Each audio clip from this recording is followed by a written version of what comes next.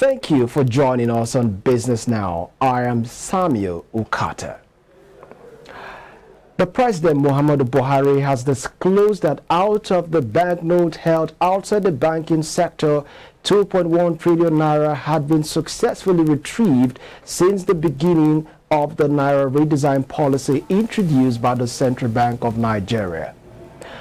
President Buhari disclosed this today, in nationwide broadcast.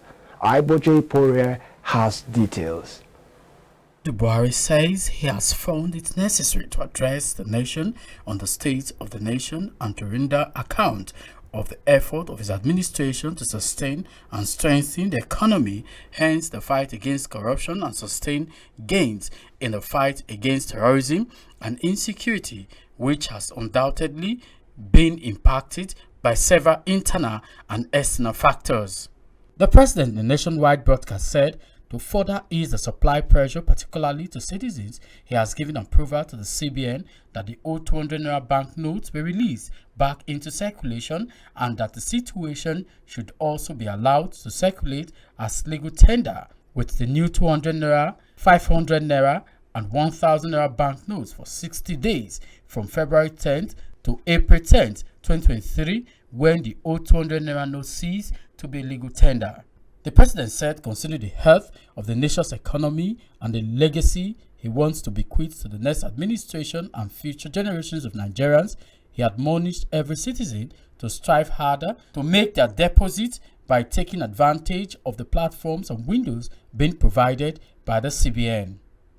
He said the new monetary policy has also contributed immensely to the minimization of the influence of money in politics and advised Nigerians to go out to vote their preferred candidates without fear because security shall be provided and that their votes shall count.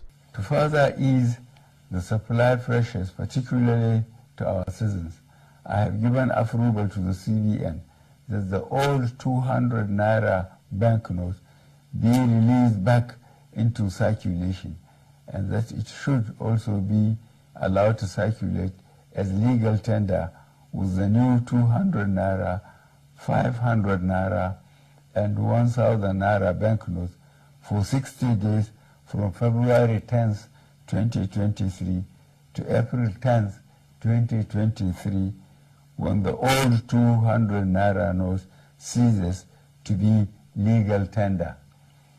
In line with Section 20, subsection 3 of the CBN Act 2007, all existing old 1000 naira and 500 naira notes remain redeemable at CBN and designated points.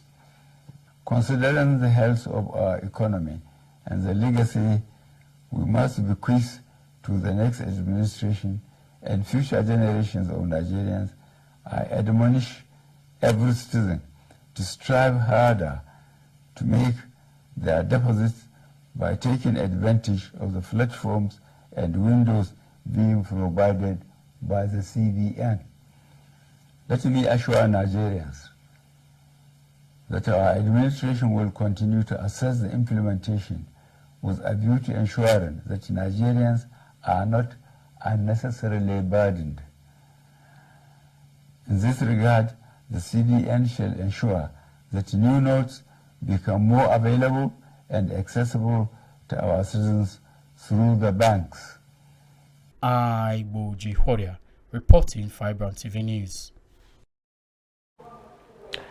Edo State Governor Godwin Obaseki and top government functionaries have engaged executives and members of mobile money and bank agents of Nigeria and other officials of Central Bank of Nigeria Benin branch on how to disburse cash to ease tension in Edo State.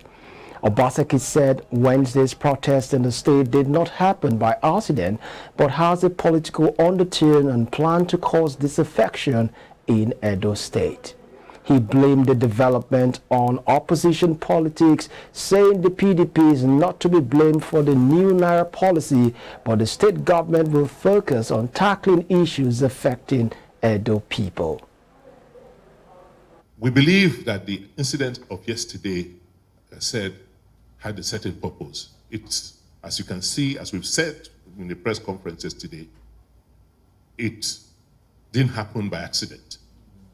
We know that towards elections like this, the practice by the opposition party is to create disenchantment. During my last election, you know how many markets they bought. So this is the same trend. This is what they're trying to achieve in Edo today, to create chaos, to create disaffection in the minds of the people. Unfortunately, as God will have it, we are opposition party at the national level. We are not the one that created these policies. But, like I said, let us drop politics aside. Let us focus on our people. As a state government, we want to see how we can help you facilitate further the interaction and also reach out to our people to calm them down and also to reduce their sufferings. We are going to, take some of you because we don't have the funds, but basically as the funds flow, we'll take majority of you because we also see that you're a good vehicle, to reach especially our people that are underserved and those that are in the rural places, not also forgetting those in the urban places. Now that the bank's ATM, Your Excellency, in fact, they called me that they are not going to open because a lot of their facilities were damaged.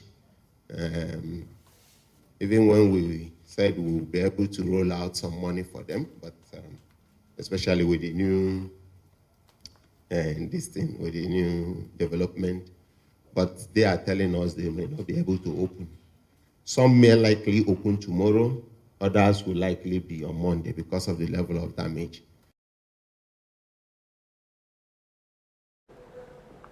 The Federal Executive Council on Wednesday approved the installation of electronic cargo tracking nodes for seaport nationwide.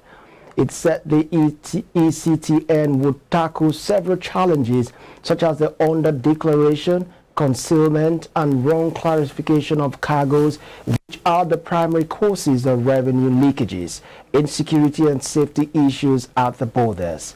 The Minister of Transportation, Muazu Sambo, disclosed this while briefing State House correspondents after the weekly Federal Executive Council meeting presided over by President Muhammadu Buhari at the Aso Rock Villa, Abuja. Sambo said the scheme, which is already operational in 26 African countries, would plug revenue leaks and is expected to generate between $90 million to $235 million annually for the federal government.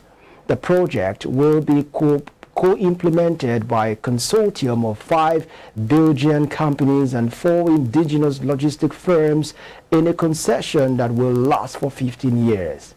The revenue sharing formula will be 60 to 40%, with the federal government taking the greater share.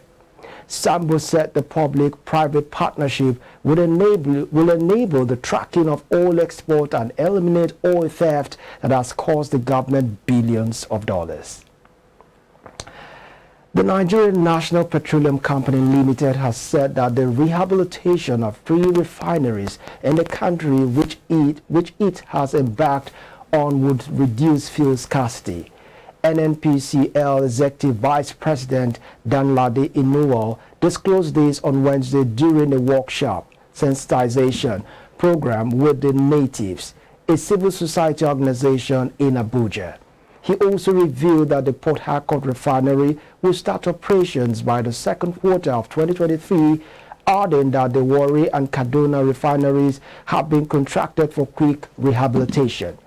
The program, titled Understanding Our National Oil Company Post-Petroleum Industry Act, was aimed at highlighting the public and moving citizens' involvement from protest to participation in the decision-making process of the profit-oriented company.